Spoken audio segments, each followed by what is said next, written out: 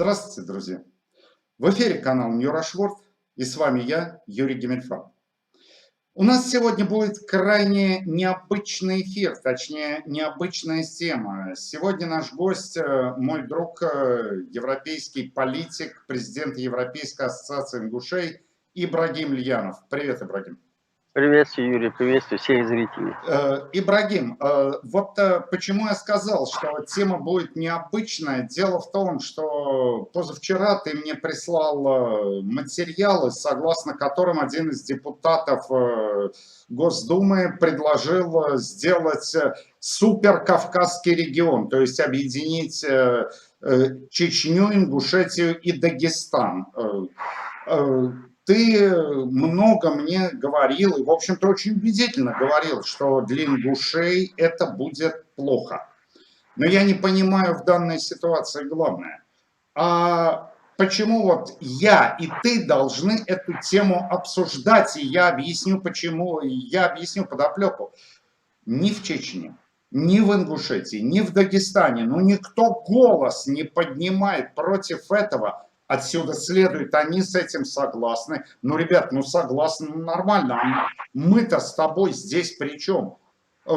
Я так вообще, с моей стороны, это вмешательство во внутренние дела кавказских народов.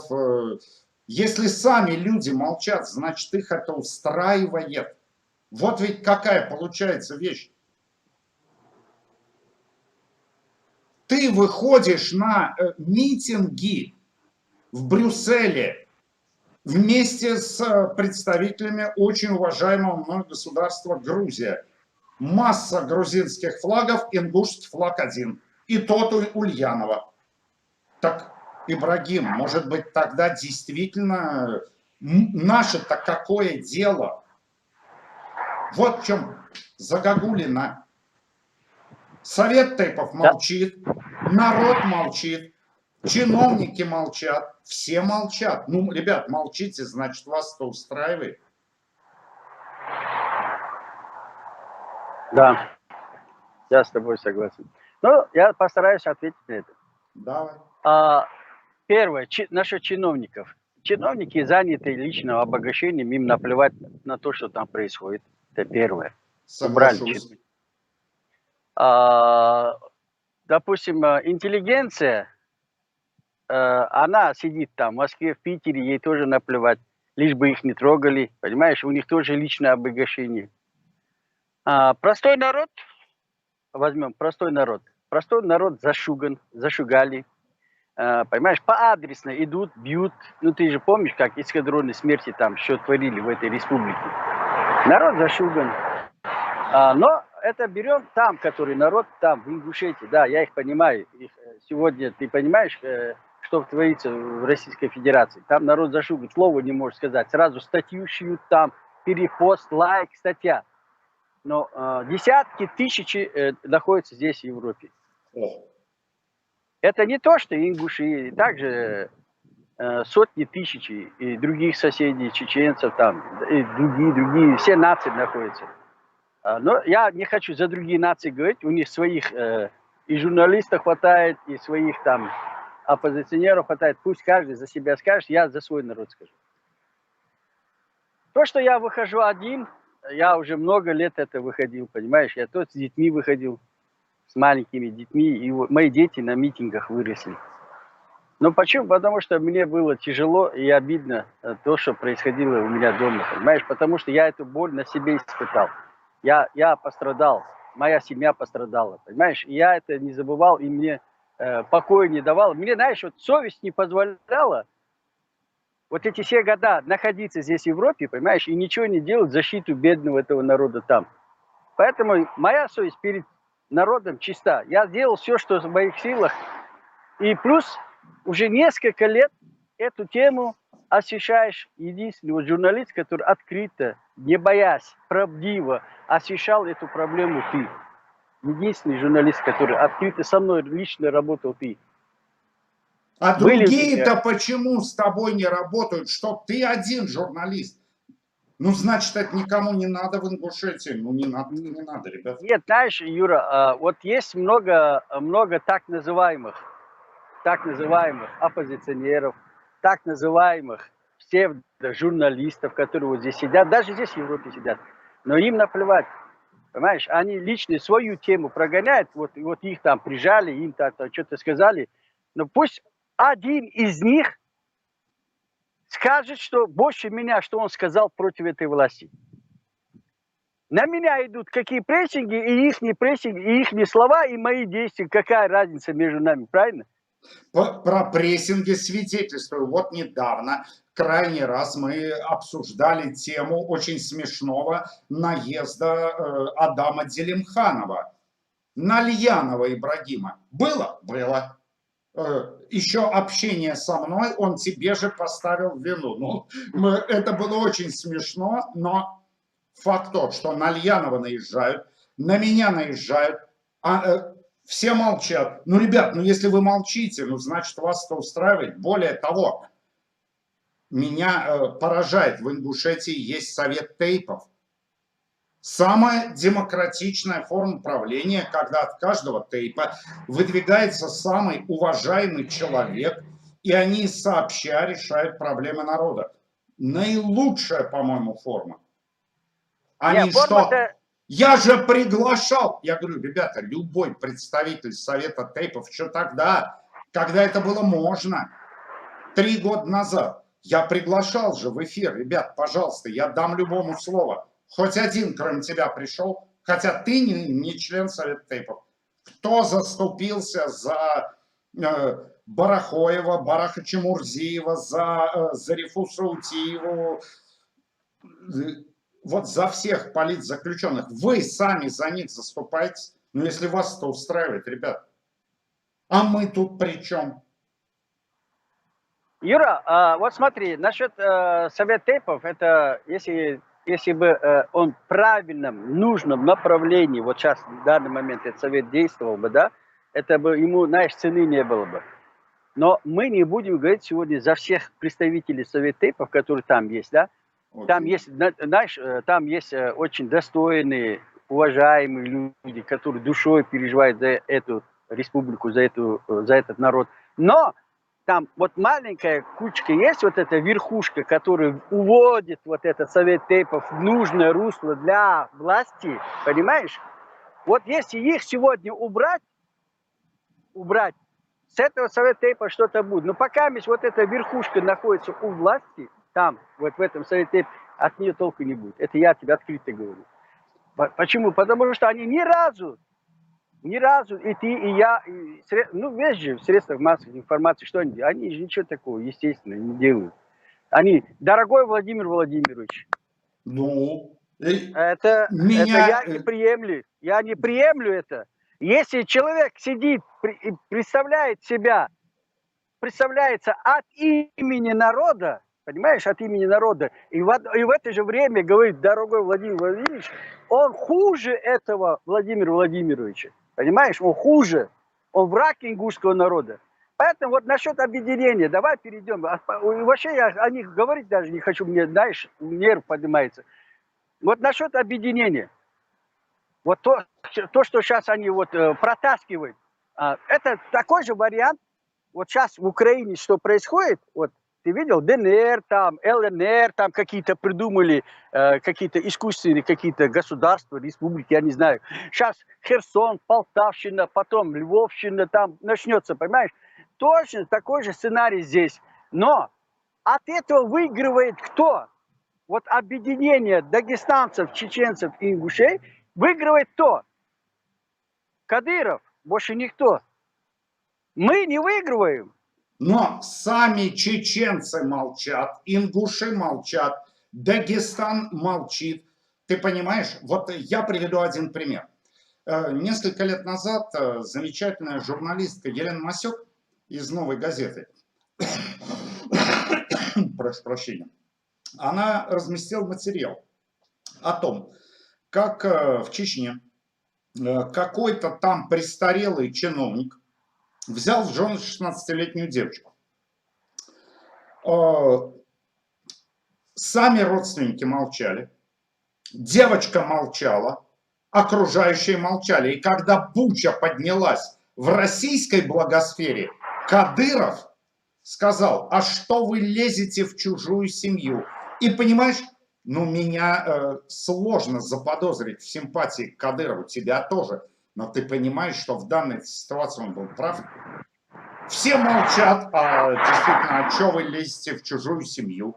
И здесь то же самое, я вот почему говорю, ребят, ведь вы поймите, что украинскую проблему освещают, потому что украинцы сопротивляются. Сейчас начали обсуждать проблему Каракалпакии в Узбекистане. Почему? Они сопротивляются. Народ вышел. Идет сопротивление. Ребят, но если вы молчите, отсюда делается вывод, вас все устраивает. Тем более, дорогие мои ингуши, что ну, вы поймите, что тема войны в Украине и тема того, что из 3 регионов внутри России, заметьте, решили сделать один регион, господи, ну вы сравните эти два события. Кому это сейчас интересно? Я вот почему и говорю, что я не вижу необходимости больше освещать ингушскую тему, потому что людей де-факто все устраивает. Ну скажи мне, что я не прав. Юра, я отвечу насчет этого. Вот посмотри, сегодня, после всего того, что Россия залезла в Украину, и то, что она там творит беспредел, утюжит города, убивает там мирное население, она же обратно щупальцы пустила уже куда? В Узбекистан. Да. Там уже движуха начала. И вот это самое, то, что сейчас хотят вот объединение вот это Чечни, Ингушетию, там, Дагестан, этот обратный какой-то сценарий они приготовили, понимаешь? Что-то назревает, какой-то сильный хаос там. Но то, что вот люди молчат, и это все их устраивает, я им один пример скажу, просто одну цитату. Под лежачий камень вода не течет. Правильно. Если народ сам не хочет за себя стать, отстоять свои права, поднять голову, не быть униженным, понимаешь, перед этими халуями. А посмотри, кто властные вот эти халуи, которые у власти сегодня находятся в Ингушетии, я другие республики не беру, пусть свои говорят, я за свою Ингушетию говорю. Ингушские чиновники, они на какие зарплаты они строят такие хоромы, крутые машины. Они же обидают вот этот народ. И этот народ согласен с этим, понимаешь? И еще, знаешь, идут к ним. Вот когда у них свадьба, похороны, идут к ним. Не надо идти к этим чиновникам. Как ты можешь идти? Вот я обращаюсь к этим ингушам. Как вы можете идти к чиновнику, там, или свадьбы, или похороны, который вас обворовывает вас, ваших детей, ваших отцов, матерей, унижают вас, понимаете? И вы же идете к ним.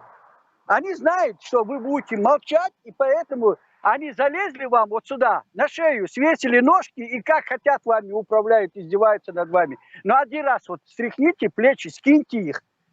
Не ходите к ним ни на свадьбы, ни на похороны, никуда не ходите, игнорируйте их. Они же, смотрите, вот они же ваши родственники, они с ваших родов, с ваших тейпов, понимаете, проснитесь. Но то, что вот сегодня вот этот Юра говорит, я не могу ему возражать. Почему? Потому что этот парень, этот человек, сколько лет освещает эту ингушскую проблему, сколько на него жалоб идет на этот YouTube-канал за то, что я выхожу. Вот он пусть сам скажет. За то, что я выхожу с ним на передачу, сколько срезают его просмотры, жалобы на него идут, прессинг идет. Но он же все равно до сих пор он стоял на защиту нашего народа, освещал нашу проблему. А где вот эти так называемые ингушские там блогеры, журналисты, которые вот сидят, боятся слова сказать? Вот это, и я лично, что я могу сказать? Вот на то, что ты говоришь, Юрий, ничего, у меня слов нету, я не могу тебе возразить. Ты сделал все, что, честно буду говорить, ты сделал то, что которые ингуши должны были сделать, эти не сделали ингуши, ты сделал больше, чем их. Ты освещал эту проблему, больше всех освещал. До мира донес эту ситуацию, которая сегодня происходит. Именно благодаря тебе и твоему каналу в мире много узнали об этом, понимаешь? Мы же говорили об этом. А вот тут я хочу сказать, дорогие мои ингуши, любая палка о двух концах. Вы вспомните, когда в 2020 году начиналась только раскручиваться ингушская тема, а если быть точным, она начиналась с октября 2019 года, какая у вас была поддержка в мире. А сейчас надоело. Вы поймите, что у основной массы людей, у них память как у золотой рыбки. И складывается отношение из плюсов и минусов. Ингуши борются, отстаивают свои права, плюсик в голове.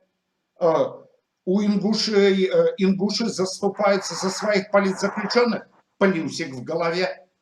То есть, какой отсюда они делают вывод? Ингушетия – это круто.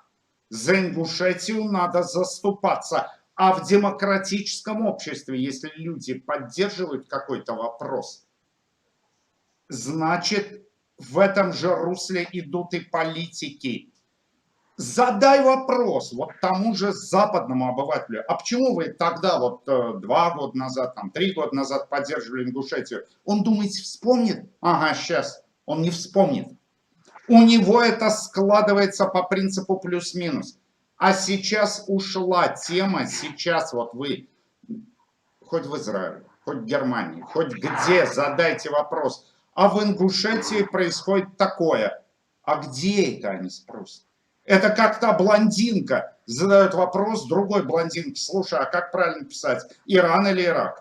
Ха-ха-ха, давайте посмеемся. Но вы понимаете, что это именно так и работает. Сейчас вы, дорогие друзья, вот хоть мы с Ибрагимом треснем, вы убедили в том, что Ингушетия, а это не круто.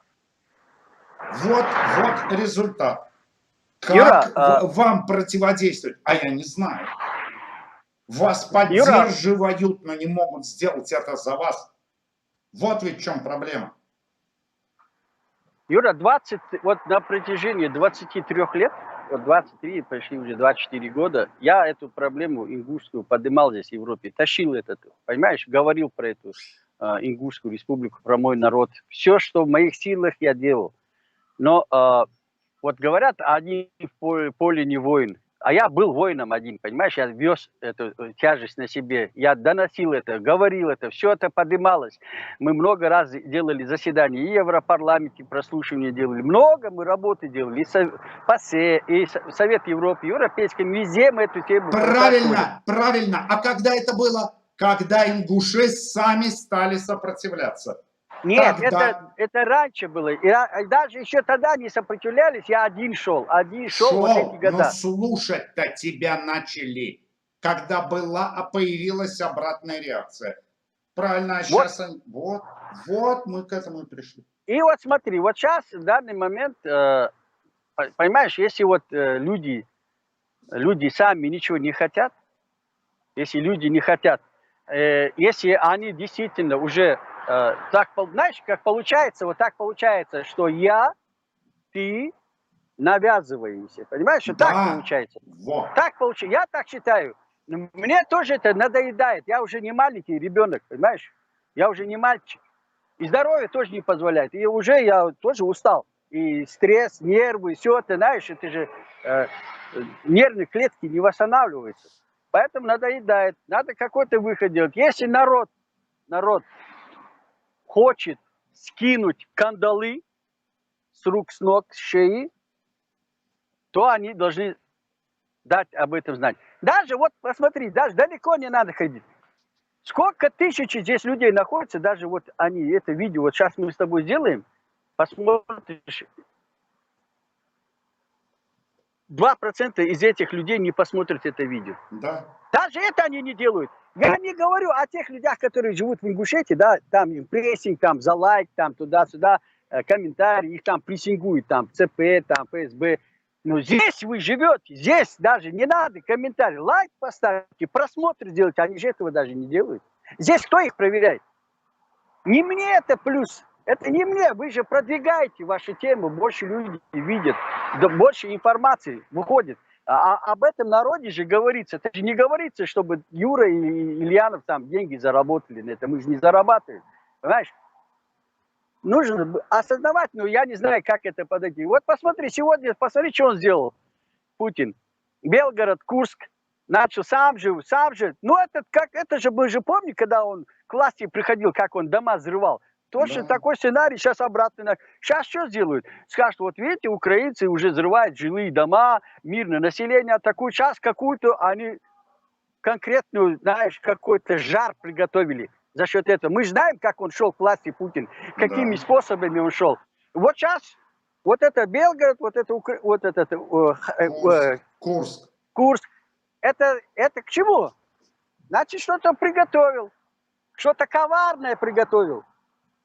И это же то же самое коварное, что он приготовил сейчас против Украины, то же самое вот это готовится, вот объединение Дагестан, Чечня, Ингушетия. Мне, как ингушу, это русское название ингуш. Галгай. Галга. Галгай. Вот мы Галгаи. Да, это русское название, мы ее скоро стерем. Вот Галгай нам какая выгода? У нас забрали, у нас почти 100% территории Северной Осетии это ингушская территория. Без этой территории мы куда пойдем? Кому это выгодно? Только им выгодно. Если нас объединят, все, название Ингушетии, русское название Ингушетии, нету вот Галай, нету территориальной проблемы, нету ни с кем. Все, и мы ушли в небытие, понимаешь? Все, как цыгане, по всему миру должны идти. Нет, этого не будет. Не будет. И никто этому не даст. Я поэтому призываю этот народ. Ни в коем случае. Я клянусь Всевышним. Вот я ложу руку на сердце. Я не против этих народов. Ни Дагестана, ни Чечни, не против. Нет. Я против этого объединения. У меня есть своя республика. Я должен жить в своей республике. Вот 3 брата, да, в доме 3 брата, да, вот допустим. Вот когда они вырастают, женятся, каждый отделяется, живет своей семьей, правильно? Свой дом, свой двор. Живите так. Ты там, я здесь. Если какая-то проблема будет, помощь какая-то нужна будет, мы должны вот как соседи, как братья, прийти друг другу помочь. Я за это. Но общее вот это объединение, и под каким-то и какое название они хотят сделать? Вот это вопрос. Вот они взяли, вот создали, допустим, Дагестан, Чечню, Ингушетию, раз объединили. Какое название они дают этому созданию? Я не знаю, что это за создание, что Чечено-ингушско-дагестанское объединение, сокращенно ЧУДО. Никак. Вуаля. Вот поэтому я против этого, понимаешь? Я против. И плюс, кто должен дирижировать нами? Вот этот Кадыров? Упаси Всевышний. Он пусть у себя, мы же у себя. Поэтому я призываю народ Ингушетии, я призываю всех ингушей не поддаваться на эту провокацию, не поддаваться. Проснитесь в конце-то концов. Клянусь, я вам говорю. Вот это сегодня у меня вот с Юрой до эфира еще разговор состоялся. Был. Юра, вот он сам, вот сейчас он сам скажет, какая-то его будет передача сегодня. Скажи, а я добавлю. Вот ты говори. Собственно говоря, друзья мои, я сказал, что это, по сути дела, последняя передача про ингушей, ну, по крайней мере, пока там не будут какие-то знаковые события. Не потому, что я к ингушам плохо отношусь, а потому что я не вижу смысла. Потому что создается впечатление, что я начинаю вмешиваться в ваши дела, потому что вам это не надо. Ну, ребята, никаких претензий, поймите. Никаких претензий. У меня гораздо больше были претензий. Вот Ибрагим мне не даст соврать, когда я попросил его, я говорю: Ибрагим, слушай, а может ко мне в эфир прийти представитель Совета Тейпов? Что они тебе ответили? Они тебе ответили: мы к Юре не пойдем, он Путина ругает. Ну было это? Ну было же. Понимаешь, ведь в чем, понимаете, друзья мои, вот в чем проблема. Ибрагим правильно сказал: под лежачий камень вода не течет. Вот в чем тут проблема-то вся. Но я в заключении хочу одну вещь еще напомнить. Вот мы на протяжении этих 3 лет говорили с Ибрагимом, что Ингушетия — это зеркало. Смотрите, россияне, и смотрите на обратную реакцию. Вы что думаете, что сейчас весь мир заговорил о коллективной ответственности россиян? Это думаете просто так? Нет. Потому что россияне восприняли вот этот вот путинский фашизм, считай, ну не на ура, но спокойно. Ребят, ну вас приняли ради Бога. Но тогда и к вам будут относиться соответственно. Ведь вот тут вы поймите, каждый вправе строить свою жизнь так, как хочет.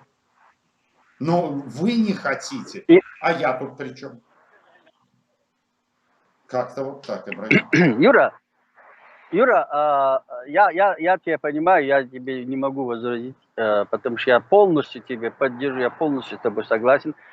Я просто вот сказанным тобой я хочу добавить. Вот я объясняю ингушам. Вот смотрите, у меня был очень большой, все журналисты не хотят со мной контактировать и не берут у меня интервью, боятся со мной, потому что мне открыто говорят, журналисты говорят, о, ты Путина наезжаешь, ты на Россию наезжаешь, ты там экстремал какой-то там туда, и поэтому меня не хотят. Вот ингуши, запомните, вот смотрите внимательно. У меня единственный канал был и возможность была вот с этим Юрием выходить и говорить о нашей проблеме. И сегодня этот канал для меня закрывается и для вас закрывается. Это не благодаря мне, это благодаря вам, потому что вы сами виноваты. Я просто хочу тебе, Юра, что сказать. Юра, я от чистого сердца желаю тебе всего самого наилучшего. Большое тебе спасибо за то, что ты помогал моему народу. Помогал.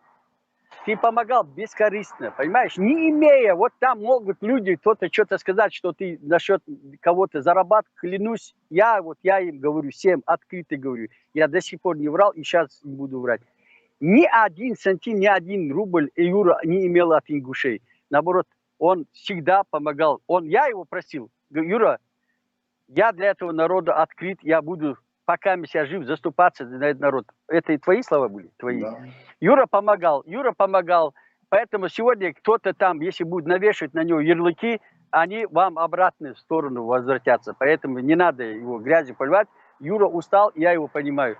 Поэтому я не знаю, как еще вот этим моему народу отнестись. И после того, как вот Юра вот сказал, что он прекращает оповещать по Ингушетии. Что ж, у меня тоже выхода нет, у меня тоже возможности нету больше транслировать. Я тоже вместе с Юрой сегодняшнего дня тоже останавливаю свою деятельность именно по Ингушетии, потому что, а что я могу делать? Я один, я ничего не могу, я устал. И у меня нету поддержки, нет у меня эфира, нет журналистов, которые у меня будут интервью брать, выходить со мной на эфир. Поэтому я тоже останавливаю свою деятельность. Юра, если по Ингушетии мы останавливаем, если люди захотят, они обратятся всегда, и к тебе, пожалуйста. Ребят, и всегда, ко мне, пожалуйста. когда они обратятся, когда они захотят, когда они осознают, что мы им нужны, тогда, пожалуйста, мы выйдем обратно в эфир, будем говорить, будем все это делать. Но сейчас, в данный момент, я буду говорить, любое время я готов на тему Украины, другую тему, любое время говорить. Украина, вот Каракалпаки, это очень важные темы. Все, и мы будем говорить о них. Канал не закрывается. Говорить. Но ингушская тема, смысла нет, ребята, смысла нет. Так что я просто прошу у них, если кто там простых, вот я простых людей прошу, ингушей, дорогие мои братья и сестры, если что-то мы лишнее сказали, нас спросите, но надоело уже, нагорело вот здесь, понимаете, уже устали мы. Мы устали все это вам доносить, это объяснять, говорить, поднимать вас, но отдачи никакой не было. Никакой отдачи не было. Отдачи, мы не материальную отдачу имеем в виду, мы имеем в виду, ну, какое-то действие. Да. Вы поймите, что у нас создается впечатление, что мы работаем, ну, я не знаю, как с пустотой, с подушкой. Когда никуда мы работаем. Понимаете? Юра, поэтому я желаю моему народу всего самого хорошего. Если вы посчитаете нужным, и если вы посчитаете нужным, что вот этот Юра, а он бесценен сегодня для ингушского народа, как вот журналист, как человек, я это говорю, открыто вам говорю. Если мы вам нужны будем, В любое время вы можете сначала Пожалуйста. обратиться к Юрию, а Юра уже выйдет на меня, и я тоже выйду с вами на связь. Но я прошу прощения, еще раз говорю, извините нас, если мы что-то лишнее сказали, и сегодняшний дня эту тему лично я останавливаю. Увы, друзья, это так. Ибрагим, спасибо тебе огромное. Дорогие ингуши, как говорится, не держите зла, но мы вам объяснили, почему мы останавливаем эту тему. Ну, смысла мы не видим. Я, как всегда же напоминаю, выводы делать только вам. Ну, хотите, подписывайтесь на канал New Rush World, хотите, отписывайтесь тут, это опять же ваше право. Но, повторяю, если захотите, обращайтесь. До встречи, друзья. До свидания.